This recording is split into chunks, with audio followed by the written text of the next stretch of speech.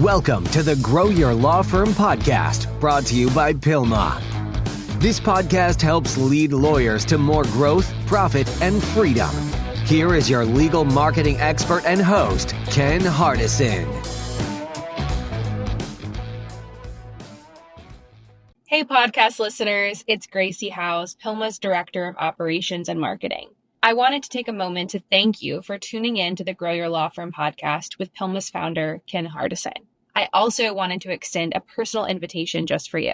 This year, we're hosting the PILMA Super Summit in Denver, Colorado, and we can't wait to see you there. The fact that you're tuning into this podcast tells me you're a law firm owner serious about growing your practice, and that is why this is the event that you can't afford to miss. Over 3.5 days, you'll learn cutting-edge marketing strategies, innovative management tactics, and hear from the brightest minds and most successful attorneys and law firm owners in the industry. It's an experience that will inspire you, energize you, and give you the tools to take your firm to the next level. I'd love for you to join us and connect with fellow growth-minded attorneys who share your drive. But don't wait, seats are filling up fast. Head over to pilma.org/summit today to reserve your spot. Well, hello, everyone. This is Ken Hardison, and welcome to another episode of Grow Your Law Firm. And today we have the honor and the privilege of having Greg Crabtree, a certified public accountant, but better than that, he is a best-selling author. And I was just talking to him. One of the first books that I was told to read when I joined Vern Harnish and Scaling Up program, and on his book, he actually has a foreword by Vern Harnish. So first of all, I want to say, if you don't have this book, it's called Simple Numbers, Straight Talk, Big Profits. Get it. You won't be sorry. I promise you. This is like one of my top 10 books that I keep all the time and go back to all the time. So thank you for taking time, Greg, to be here with us today. Yeah, I appreciate it. Glad to join you. Yeah. So one thing, we'll talk a little stuff about the stuff in your book, but I've said this before at some of our conferences, and I want to know if you can espouse on it. This is something that Vern Harnish has said, and I've seen you say it too. Gross revenue is for vanity, net revenue is for sanity, but cash flow is king. And I think a lot of our lawyers out there really don't understand what cash flow is and why it's so damn important. Can you espouse on that, kind of explain what it is and why it's so damn important? Yeah. And so essentially, when you really get down to the heart of a successful business, it's not about your profit percentage, not about your revenue. It really is about your return on invested capital. How much money did you put into the business has to stay in the business until the day you exit. And what is the profit return over and above the compensation? And this is the reason why, chapter 1 of that book is foundational, is clearing the distortions of paying yourself a market-based wage so that you're not lying to yourself about the profitability of the business. Right. Professional practices, accountants, lawyers, architects, engineers, doctors, massively distorted, and they pay themselves a small salary or smaller salary than what they would work for anybody else for, and overstate the profit number to then take it as a distribution. And if you're an S corporation, it matters from a payroll tax perspective. But generally what we found is when we get people to pay an appropriate market wage and you're looking at truth on the bottom line of the P&L, you will not only make a bigger salary, you will do more to defend profit finally, because you're not doing mental Olympics to lie to yourself or make excuses in those things. Once you know that true profit number, and this goes back to the cash flow thing. So profit definitely is the starting point for cash flow. But the question is do I get paid up front? Do I get paid in 30 days? Do I get paid in 90 days? And so what we teach our clients to do is, when you've got leverage in the transaction, granted, you don't want to be holding people's money and doing nothing for it, but you want to get cash to flow through a transaction at roughly the rate that cost is being expended on somebody's behalf. That to us is economic fairness. I can win that argument. Now, somebody might say, I don't want to do it that way. I want 90-day terms. Great. You're just not going to be my client. You can go be somebody else's problem. There's plenty of business that's willing to work economically fairly and not make you play bank. And the professions industry, lawyers are classic examples of this, is where it's all about the work and not about the business. Bill quickly, bill often, bill for value, bill on a fixed price basis. And this is my one statement, to all professions industries. If you bill by the hour, there's only two possible outcomes. You either gave away your expertise or you charge for your ignorance. That's the only two possible things that can happen. Yeah. Now, I do respect the fact that there are some states that do not allow lawyers to bill any way other than hourly. Granted, okay, then you just chose to live in a place that is restrictive. And so, yeah, okay, you got to make it work. But at the end of the day, when you have discovered something unique, valuable, and repeatable, why give it away on an hourly basis when you've got so much intellectual property and the value of that delivery? I mean, I've had an hour of time that turned into $20 million of value for the client. Literally 1 hour of giving them information that literally changed the price of a deal, $20 million.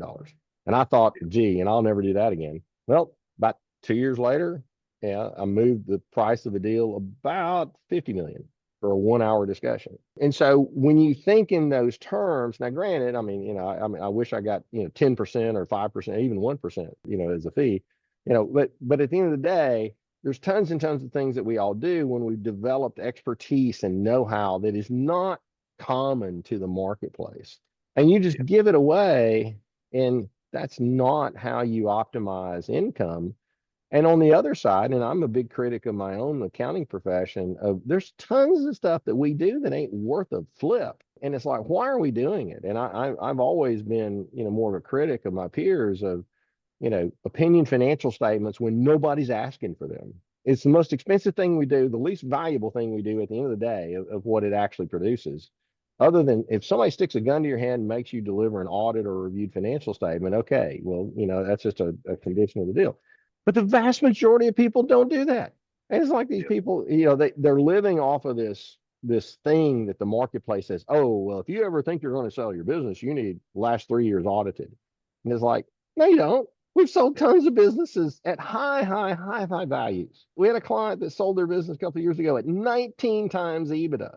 And it wasn't because they had a low EBITDA number. They had a high EBITDA number and still got 19 times. They didn't even have a compilation. They just had tax records in their own internal books. It didn't change the deal one bit.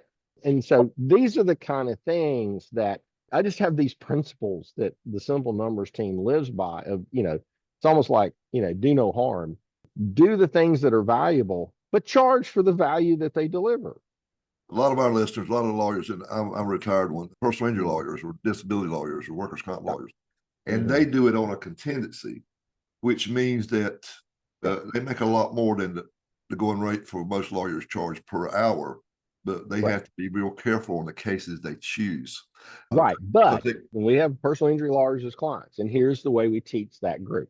So I have case turners and I got litigators. So one of the concepts that we talk about in Simple Numbers is this concept called LER, labor efficiency ratio. Now, the thing is for every dollar of labor input, what is my revenue and really what we would call gross margin?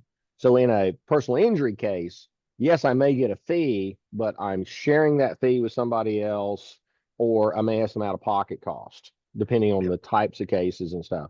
And so we always want to talk in terms of gross margin as the true economic top line of the business. And so everybody loves talking about, oh, I want a $40 million case. Well, who did you have to share that $40 million with? Let's get down. Let's talk real numbers. The net number that ended up in your bank account after you had to pay external parties. That's the true number. That number to your labor input number is the magic metric that we run all businesses, regardless of industry wise. And so what we found was if you're really good at turning, the small cases, the quick car wrecks, you settle Social Security cases and those kind of things.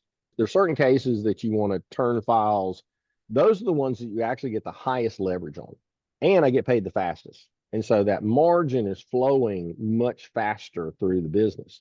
Now, I respect the fact that you've got to litigate a certain number of cases, because if you get known as a file turner, people won't give you the optimal settlement. So there has to be Right. that risk of litigation balance that's in there. But where we see a 5 times labor efficiency ratio to the files that get turned, it's a less than a 2 when it comes to litigation. And it's a long, average litigation from start to finish about 3 years. So it takes a bigger capital structure to live through the dry cycles, when you're doing mostly litigation. But there's a model for all of those. And then when you get into general legal services, then those are much more traditional. And yet, most of the time, most attorneys have billing power that they just don't utilize. And they generally utilize it on the back end, finishing a case and sending you this massive bill, versus, hey, why don't you just bill me as we go? And there'll be a settle up, but there needs to be, you just don't get around to it. And we were like that early on in our profession. I mean, we felt like get the work done was the most important thing. And it's like, no, we came up with this phrase, we call it BQUABO, bill quickly, bill often. So that was always. Yeah, I know some domestic lawyers that Yeah. they make you put like $5,000 or $10,000 in their trust account, and they pull it out, and then once it gets below it, you have to every month you have to refill the hopper, and that way they don't have to worry about chasing down money. I mean, I thought that was pretty short. And when you're in a state that allows you to do that, that absolutely, is the right way to do it. But there again, I mean, you just have to be diligent, and you have to give resources. You got to hire the right people. Those people have to manage it. And the challenge that none of us professionals who create billable value like to do is sit down and do our billing. Well, I got news for you. Business is all about eating your vegetables with no seasoning. That's what billing is. In my early career, I did billable hours, and I just was terrible at collecting, and I just quit doing it. I went to completely contingency work, and didn't have to worry about it because I was giving away so much time, and I was terrible at it. And but there again, I would say that most of the time when we sit down and help people kind of work through the strategy of it, what I like to see is a balance of what can I do that takes the least amount of administrative cost, time, and effort, but speeds up cash to the greatest degree. And so when it comes back to your original question, cash flow versus profitability, because if I don't create systems, processes, and procedures that optimize cash flow for my given line of business, then I am increasing the capital cost. So let me put it in real terms. So you want to run a practice that produces $1 million of profit over and above the wages of the attorneys for their fair market value of the job that they did. You're running a practice that has that $1 million of distributable profit. So once you have profit, there's 3 things that has to deal with profit. First thing, I got to set aside, in most states, 40% of that number for taxes. Unless you live in California or New York, then it's 50. So that's on you to choose to live in those 2 states. Most everybody else is going to be roughly 40. Occasionally, a couple of them are in the 35-ish range because there's no state tax. So you're going to set aside 40% for taxes on average. So that leaves me 60% of profit left over. 2 more uses of that. Number 1, 30% of profits have to be set aside for cash flow, working capital management, for the variations of ebbs and flows of billings and collections. And then 30% can be reliably distributed, that is after tax profits, cash taxes have been paid, set aside, cash flow for stability of the business has been set aside, and now you can reliably distribute profits. Instead of once a year, you can distribute them once a quarter in that process. Now, to be able to do that, you've got to start fully capitalized. And now we get our law firms to do this. You can't get all law firms to do this. To be fully capitalized, I got to have 2 months of operating expenses in cash and 0 drawn on a line of credit. And most law firms want to live off of the deplete the cash at the end of the year, and then start the year by drawing on the line of credit. And then as the year's profits finally come in, you work the line of credit down, and you finally, boom, have a little bit of profit that shows up at the end of the year in cash that you distribute, and you repeat that cycle. Well, it's a frog trying to fly. I mean, you're just boom, boom, boom, boom. And it's like, listen, all you got to do generally if you'll just do a 12-month distribution diet and fully capitalize the practice, then from there, you're more directly correlating the distribution of profitability to the production of profit and cash flow as it happens. And you create a motivational effort to do two things: be profitable over and above what it takes for your salaries and operating cost, and bill quickly and bill often. And when you get those things aligned, all of a sudden now you got a bulletproof practice. You got partners that like the fact that they can more quickly correlate action to result. And when I get that profit distribution closer to when the effort was expended to create it, you create a psychological effect that is far more powerful than well, let's just distribute this at the end of the year. And you don't know if you caused it, somebody else caused it, or, I mean, it is so disconnected. And it's the reason why good firms break up, because of bad cash management and bad financial management principles. So you were talking like the cost, you were talking about the turning the cases, the cost of these smaller cases, like five, I think you said for the staff or whatever, like 5 times or something. Yep. You're getting 5. Yeah. So how do you go into the process? Like when we do our mastermind meetings, one of the things I like to look at is what their average fee is, and what percentage of their, then what percentage of their gross is spent towards lawyer salaries, staff salaries, marketing. So those are all elements, but think about where you can take it to the next level in thinking about it. Okay. When I draw that labor efficiency ratio measurement to look at it, then we start to open up the discussion of saying, I know that people can get a 5 turning those cases if you're focused on a Social Security mitigation practice, a small car accident practice, whatever. So if you're at a 4, okay, well, how do you change that? Well, let's start with revenue. Am I billing enough? Am I charging enough? Right? Can you raise your average fee? But you can't go higher than market. There is a market force of where you become, out of touch, with that. But there again, how many people actually know how to compare that? I mean, do people actually price shop? No, they don't. I mean, they're going to talk to an attorney, and it is what it is. They might talk to 2 or 3 before they select one.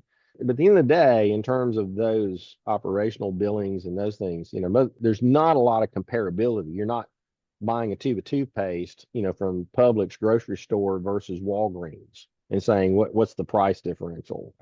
Nobody looks. But it's got to be reasonable. It's got to be inside a reasonable market. And then I've got to look at labor cost. Now, labor cost has 2 things relative to it to change that part of the equation. How much am I paying my people, and how productive are they? I can pay the high wages and say, oh, I got the best people. Well, are they productive?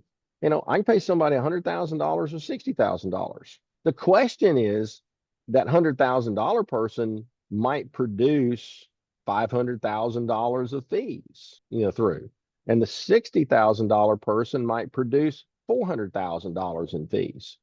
I think I'm going to want the 60 because it's a better ratio. I just get more of them. And there's a lot more of the 60s than there are the 100s. And so once you stack them, it gives you a methodology then. If you can, now you have to have a system and ability, and not all law firms have invested in good data.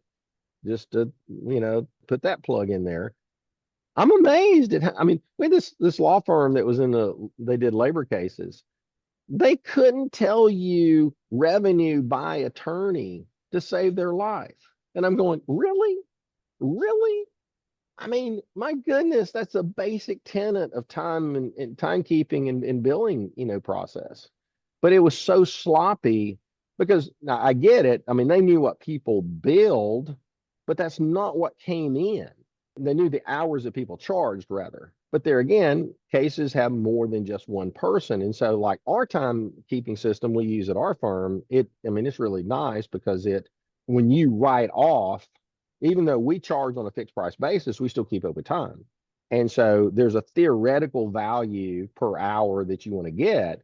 But when you adjust it to finalize the billing, you're either writing it up or writing it down. And that write up or write down gets attributed ratably to everybody who touched that project or that client. And so therefore, I know labor efficiency ratio by team member. I can stack rank them. It's just like having a product company that knows gross margin by SKU.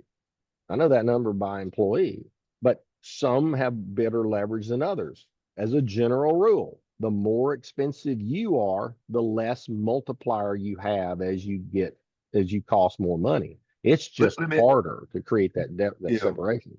let me ask you a question. So here's Yeah. a typical PI firm. They'll have a lawyer that's handling the case, but then they'll have a paralegal Yeah. case manager. But then also that case manager, they do everything, but they don't get the medical records in. So they got another person that gets the medical records in for like maybe 5 paralegals.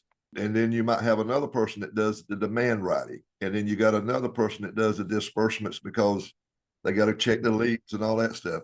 So when you pull it out all in, I mean, I guess you got to pull it all. It's It is. complicated, But there again, what I'm looking for is on every case, for every dollar of labor that is spent on that case, regardless of who spends it. So I want a little bit of the attorney time and a lot of the less expensive time doing things, because here's the essential thing in simple numbers. You want the lowest cost rate doing their highest value. So you want your high value people working at a high rate, and you want your lower cost people working doing the lower rate stuff that is more relevant to their cost rate. I mean, you've seen this, I'm sure, in your lifetime. You got people that want to wear the red badge of courage of how many billable hours they have.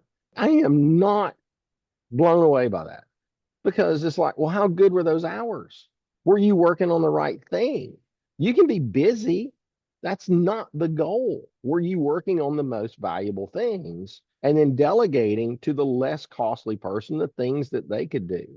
And that happens all throughout all the professions. We had a doctor practice that we were working with, and they brought in a new doc, and they couldn't figure out why they were losing money because they brought in this new doc. And it's because he wasn't doing the higher value procedures of his skill set. He was busy. Oh, he was staying booked up all day, but he was taking the Medicare, copays that didn't cover the cost of him and his assistants that worked with him to see those patients. There were other procedures that are higher values that they could get reimbursed for. And to be quite honest and truthfully, those higher value procedures were more effective at actually solving that person's issue than just seeing a patient, seeing a patient, seeing a patient. And so when you take activities and break it down, yes, you got to see patients. Yes, you got to do procedures. It takes a blend of all those things. But when you stack all of these things up, like you say in the PI business, who's pulling the medical records, who's, checking in on this or that, who's pulling that data together, who's pulling those things to where the attorney can then do are we going to negotiate? Are we going to refer out? Or are we going to litigate? You got 3 choices. in your book, you talk about the 4 keys of profitability. You talked about the owner's salary. We talked a little bit about the labor productivity, but what about business physics? Well, I mean, just think about it like this. I mean, so the way I've described it recently is think about it like this. It only takes 3 things to be successful in business. I need to figure out what the market needs. I got to find a way to do it profitably. And then I get to tell everybody about it. Well, we have this tendency to get the cart before the horse. We want to tell people about what we're doing before we've actually, well, does the market actually need that? And can we be profitable doing it? And so there is the original title, working title of the book before I came up with Simple Numbers was actually Business Physics. And it was more of this way that I think about business, in a sense that they're forces of the market. Now, just like you can get in an airplane, fly really high, drop really fast, and temporarily create weightlessness until you hit the ground and then you die. And so businesses are like that all the time. And we're seeing this all across the business landscape right now. I mean, you're seeing businesses impacted by the business physics of what the market is willing to pay for something versus the labor cost that is now escalated to the point that those two don't reconcile. You've had Container Store going bankrupt. I mean, you're talking about a store that has one of the greatest customer loyalty mindsets ever. My wife loves the Container Store. Everybody I've ever talked to, that I've never heard anybody say anything bad about going shopping at Container Store. It's just like an organizer's, heaven. but they can't make it work because it's a massive store that costs really a lot, to maintain and operate, and people to service, and they just don't make enough margin for the stuff that they sell to cover all those costs and be viable. Then you take mid-tier restaurants. The bottom tier, I mean, they got their challenges, but the mid-tier is really challenged right now because labor costs have gone through the roof. Can't even get it in a lot of markets that's worth, I mean, you can't even get a mouth breather, in a lot of markets, to do service. And what they have to charge for the good labor and pass through in cost, people finish that meal and they go, that's good, but it wasn't that good. And then, so TGI Fridays is in bankruptcy. You're probably going to see, it wouldn't surprise me if the Applebee's and the Outbacks and all those guys, follow suit. Or I love Outback as a business model. They got some of the coolest management philosophies, out there. I've watched them for years, but they've been more shrinking in locations, not advancing. Yeah, Red Lobster is another good one. So these physics aspects of, so to kind of walk through what I mean by physics. Number one, based on the market that you choose, there's only so much addressable demand. So I cannot create a business that exceeds the addressable demand that I could possibly go get. And then I've got to execute effectively to go get my share of that. Now, here's the thing that everybody needs to understand. In the last 25 years, we've gone through the greatest private company growth the U.S. has ever seen in real growth. And I call it the participation trophy economy. In the last 25 years, you didn't have to be good to succeed. You could just roll the ball out and the game starts. And realistically, you even saw a lot of bad businesses get away with it. Now we're in the street fight economy. You willing to go punch your competitor in the mouth and take their business away from them? Because essentially we've hit this pivot point of demographics. Most people don't realize that there was a chart in the Wall Street Journal in the last couple of days that finally put out to the broader public. I've been watching this for a couple of years now through some sources, but finally put out a chart that by 2030, U.S. deaths are going to exceed U.S. births. Now, just let that sink in. How can you have an expanding economy when you have a shrinking population? It doesn't happen.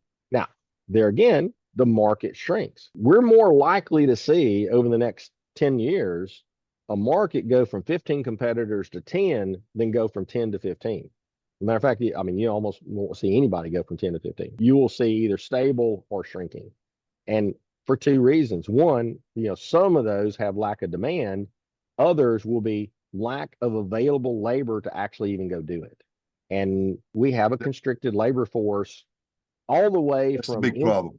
Yeah, it's a massive problem. But people haven't really thought about this.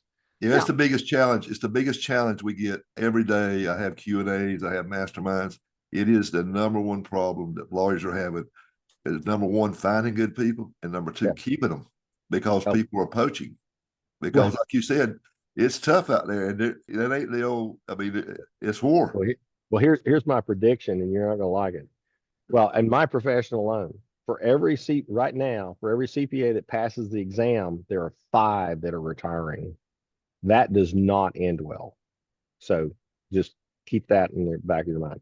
Same thing for the law firm, world in the sense that, I mean, we have this shrinking, labor market. And as much as there's a lot of policies that the new administration has that I think are good, I'm going to warn people, every one of them is inflationary. And so what I'm telling my clients to be prepared for right now is we're going to see a wage spike, wage inflation hit that'll be similar to what we saw in late 2020 and early 21. And you think if poaching was bad then, it's going to get worse. Now, it's a cycle. It won't be permanent, although it might last longer than we want. But the way I described it to a client the other day, remember these things that would sit on your desk and it'd be 5 metal balls on strings. And so you start by taking one ball on the end and let it go and hit. Well, so that first hit is going to be Trump's policies coming out of the gate, which is I don't care about the bad guys that were illegal immigrants. They weren't producing. They cost more than they create if they were creating anything. So yeah, get those people out. That's a good thing. But when you stop people coming across the border, which is a good thing, but just understand there's a consequence. A lot of those people were doing the jobs that you couldn't get a U.S. person to do. Serve you food, mow your grass, pick up the produce in the field, put on a new roof. You drive by any roof being put on. I guarantee you 90 to 100% of those people are undocumented, but they're willing to be on a roof that nobody locally is willing to do. And so, I get it. I like the idea, except we won't like the consequence. And so then, now, if you want to talk about inflation going through the roof, if they actually start sending people back that are undocumented that are currently producing in the U.S., oh, baby, you talk about Katie bar the door, that is not going to end well. And I'm hoping that they'll slow walk. I mean, that's the biggest lever. I mean, if you start taking people out that are currently producing, and I'll give you a great example. We had a client that was in the lawn care business in Austin, Texas, and they used the H-2B visa program, which I think is a really good program, which is really what needs to be expanded. I think they ought to take the H-2B, take it from a 9-month to 12-month and make it open to any business for the light to no skilled labor. But you just need somebody that you can train to do something practical. Hey, do these 5 things and do it over and over again and do it with some passion and intensity. Great. I mean, you talk about, those are people are just awesome. And so this guy was running a really highly profitable lawn mowing service in Austin until one year they got political with the allocations and he didn't get his allocations. And then he had to hire local people. Now, the great thing about the H-2B is this that people don't understand. You have to pay people a market wage that's determined by the Department of Labor. You don't get to pay them just anything you want. And so unlike the H-1B that is highly abusive to that worker to a bad degree, I think, the H-2B is not. And that's why I think that program fundamentally is very well structured. And so, but the thing was, he was paying, and this was back probably 2015, he was paying workers in 2015, $14.50 an hour to mow grass in Austin. Well, you couldn't hire a local person then at $14.50 to mow grass. Now you can hire them for $14.50 to smoke grass, but they won't mow grass for $14.50. Now, if this was today, you'd be paying $20 an hour to get the person to smoke grass, but they still wouldn't mow it if they were a local. But if you pay 20, which is would be the market wage right now for Austin for an unskilled, yard worker, that person would be living. They would be sending that money back home, and everybody would be happy. Well, Greg, one thing that I've done, a lot of our PILMA members, injury lawyers are doing, is they're going abroad and hiring offshore people. Yeah, and that is one way to mitigate this. But you can't do it for grass mowing. You can't do that for grass mowing, but you can do it for office work. But you can't do it for labor. You can't hire somebody offshore to go pick cotton. Exactly. I would say easily over 50% of our clients are using some sort of remote labor from an international source. Yeah. Our best experience has been the Philippines by a long shot. Really? Of any group. I think, one, they're more willing to work our time zone. They're more Western culture. All of them, all the ones I've interacted with personally have had really impeccable English. So that's really kind of my favorite, spot of where I would go for international labor. And there's multiple companies that you can go through. The one thing that we tell people when you access, especially Philippine labor, is there are services you can find them on posting boards and those things. You can go direct and find a person. Just remember, the Philippine government will find you, and you will owe their 13th month benefit, and you will owe their version of Social Security, which is roughly the same rate as ours. And so be careful when you don't go through a service that takes care of that, and they're handling the administration and they're contracting that person. So if you have that direct relationship, just understand you've got the 13th month requirement, which is basically a month's worth of pay that you got to set aside for their retirement. And then you got the Social Security piece as well. because we've had clients get found and you can't get out of it. It is enforceable for them to make you pay. So what do you think all this inflation is going to do to the economy? Do you think people are going to think the stock market's going down? Do you think it's going up? Do you think bonds are the way to go, or what do you think? Well, so let's go back to my pendulum example. The impact is, okay, we're going to change the workforce from immigration and tariffs. Those are the two things that is that first thing hits. The ball that swings back on the other side, okay, inflation hits and people have to adjust prices. Boom, comes back and hits here. Okay, well, maybe we adjust our policies on immigration and tariffs. Boom, it comes back. Okay, adjust labor, just pay rates a little bit more and pass through prices as much as you can. So any dramatic change in policy takes a minimum of 9 months, but most likely 18 months to settle out. And then everything finds its equilibrium. And once again, I mean, I think a lot of it is the changing fact that certain things of demand are falling as well as population slows and in some cases goes backwards, in that process. So what? I mean, as long as you adjust the market, but I will tell you, the Wall Street Journal about a year and a half ago put out this article on Latvia, which was an example of a country that had declining population. And if you can go find that article, I mean, it is really a fascinating read that tells you what life looks like in a declining population scenario. Now, the U.S., if we play our cards correctly, we're still the most desired place for people to move to. I mean, we're not perfect by a long shot, but we by far are the most desired place for good immigrants that want to come here. And so we can buy some time that Europe doesn't have, China definitely doesn't have, Russia does not have, Ukraine does not have. I mean, you got some of these countries, I mean, China, Russia, Ukraine are in, extreme danger zone of population implosion, and which does make Russia a little bit of a wild card of danger of, Russia is probably not going to stop advancing because they need their adjacent countries that they used to control for population stability. I mean, they're not stupid, but their core existing population has been decimated both by the war and just really bad birth rates. So theirs is almost as bad as China's, and China's is just stunningly bad. So those are disruptive things that we've got to get prepared for. But there again, if you look at it, if I was a personal injury law firm, I'm feeling pretty good. And the reason why is, and this goes back to one of our core philosophies that we talk about, get profitable with what you got. It's not about, yes, growth is great, but the main thing is be profitable with the work you have, because that keeps me in the game. You're going to get growth in the next 10 years from growing market share, not a growing market.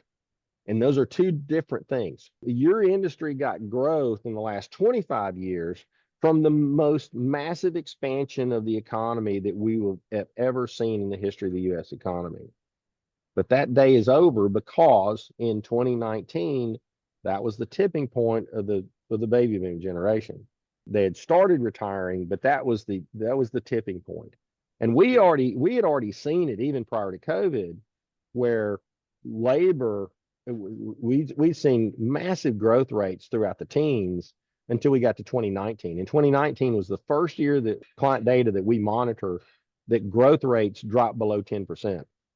Prior to that, the growth rates were averaging 15 to 20% a year, which is just stunning. I mean, people talk about going gaga over GDP growing at 3%. The private industry world was growing at a massively higher rate. And it was because the economy was expanding and the opportunity was there. Once the available labor wasn't there to go capture that addressable market, labor rates started to spike, but also demand started to get muted. Now, one thing we can see now, looking back over COVID, and many of our clients that were what we call discretionary businesses, you don't have to have it. It's a discretionary product or service that can be postponed or done without. Those people had this blip starting in late 20 and ending in 23. of just the impact of just massive government money dumping into the market and filtering its way through the system. But then by the time interest rates started to rise, all of that money had been used, deployed, and used up. And then now everybody, and what's interesting is all those businesses came back to in 24 where they were in 2019. And I mean, it's just really stunning, to be able to Yeah. see that, in that bell curve. Yeah. That. Peloton's a good. Yeah. Well, and yeah, they had excess demand and people had finances to pay for that demand temporarily, but not permanently. Yeah. Yeah. But there again, if I'm a personal injury law firm, there's a certain amount of permanent demand is always going to be there unless Congress comes in and I always said that injury firms, I felt like we were recession proof because we weren't COVID proof, but we were recession proof because people, when things get tight, people are more litigious. Whereas, you know what I'm saying? They're looking. Absolutely. And I've seen it over the years. I've been a lawyer since 82, whatever that is, 42, 43 years. And I can tell you, when things get bad, you see more people filing for disability. You see more people making workers' comp claims than they used to. They're survivors. We all are survivors.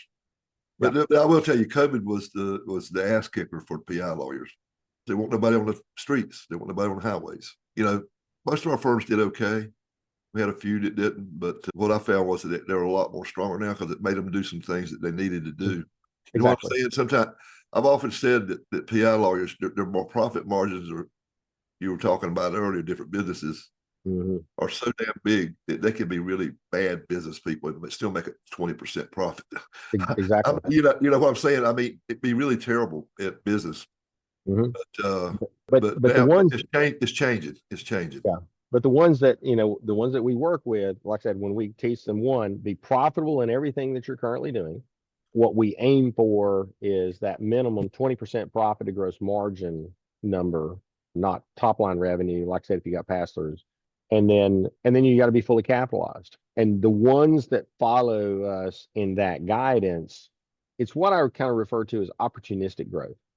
I'm always pushing forward, but I'm not going to put a lot of bets into the market because, like right now, I mean, the personal injury industry was known and still known for massively spending on marketing. And yeah, you got to do it. But what we've also seen is a lot of marketing spend has gotten uncovered here in the last 12 months of not being very effective. So a lot of it is digging deep and saying, because you guys disproportionately spend a higher percentage of your expenses on marketing than most businesses, you've still got to look at that critically and say what's working and what's not, and let's feed the hand that's working and let's moderate. You generally don't turn them off, but you really, pull back the bet in one and press the bet in the other. Yeah, I was constantly doing that when I had my firm. I was looking at what was the return. My litmus test was I wanted a 6 times return. What I'm saying is, if my average fee was $12,000, I didn't want to spend over $2,000 for a case. Right. I could spend less to be more happy. But what I'm saying was, if it got to where it was only 5 or 4 times, then I had to go in and tweak or either reallocate that money to something that was 6 or 8 times. You know what I'm saying? Yeah, I think that's you got to always. You can never rest on your laurels. You always got to be looking, as you say, you got to look at the numbers, right? Yeah, absolutely. Cool. Okay. Well, listen, if somebody wants to get up with you, what's a good way? A couple of things. So you can reach out to me, greg.crabtree at simplenumberscri.com is just to shoot me an email. I'm on LinkedIn. The firm website is simplenumberscri.com. We're a special consulting unit of Carr, and Ingram, a national CPA firm, but we're just focused on consulting, in this office. Same thing in terms of, I've got a speaker website, that's also got some content on it as well, gregcrabtree.net. So any of those, but I'm probably about the easiest person in the world to find. So if you Google Greg Crabtree or Simple Numbers, you will see plenty. You'll see talks I've given. You'll see our podcast that we do. Is we, myself and a couple of my partners, we do, several episodes of the podcast a month as well. Plus we post episodes like this. We'll post this on our channels of people that we talk to. So like I said, I'm probably the easiest person in the world to find. Thank you so much for being here. Yeah, good deal. Yeah, I appreciate it. Thanks, Ken. All right. Thank you. Until next time, this is Ken Hardison, dedicated to your success.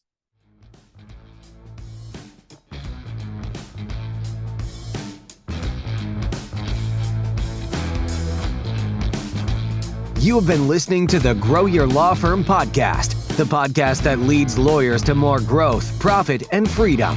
Go to growyourlawfirm.com to find more ways to market and manage your law firm. Please leave us a rating and review wherever you listen to your podcasts.